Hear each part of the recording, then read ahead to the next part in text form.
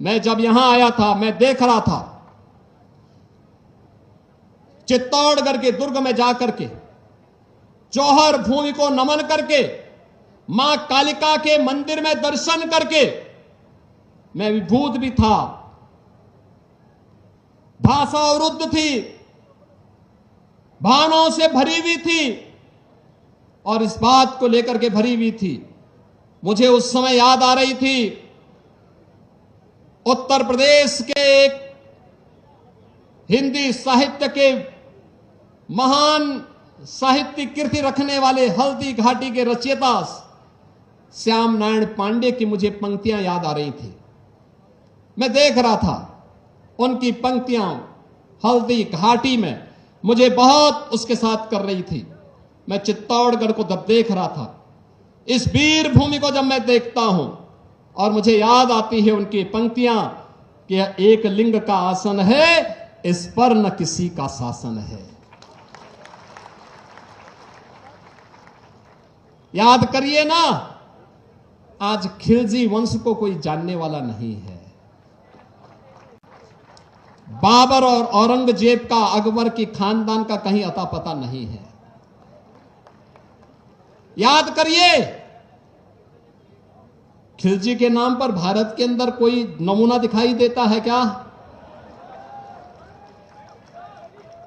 अकबर या बाबर या औरंगजेब के नाम पर कोई दिखाई देता है क्या? कोई सोहदा दिखाई देता है क्या? कोई नहीं दिखाई देता होगा।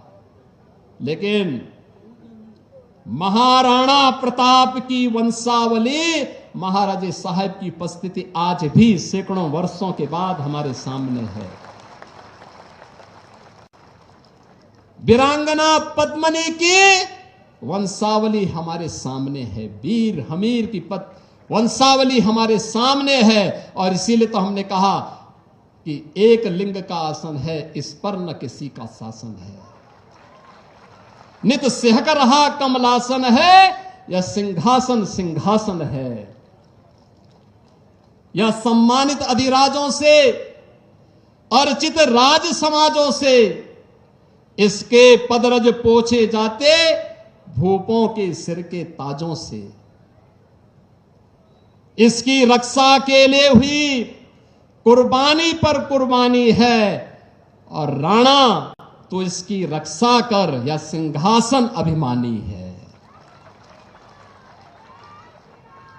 बहनों और भाइयों, आज का ये स्मृति दिवस हमें एक लिंग के शासन के प्रति उस नमन को व्यक्त करने का एक अवसर दे रहा है, जिसको आज जौहर स्मृति संस्थान ने 1982 से लगातार, याद करिए, 1303 से लेकर के कई बार जौहर पर जौहर व्रत का यहां पर धारण करने का कार्य यहां की वीर माताओं के द्वारा, वीरांगनाओं के द्वारा लिया जाता रहा।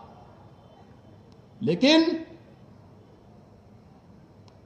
आजादी के बाद ये प्रेरणा जिस राजऋषि को प्राप्त हुई, मैं उनकी स्मृतियों को भी नमन करता हूं, जिन्होंने वर्तमान पीढ़ी को इस बात का एहसास कराया कि आने वाली समय में ऐसी स्थिति पैदा मत होने देना कि हमारी बेटी और बहनों को, हमारी माताओं को जौहर व्रत धारण करना पड़े। इस प्रकार की परिस्थितियां न पैदा हो। और जिससे आज हम सब यहां पर एकत्र हुए हैं,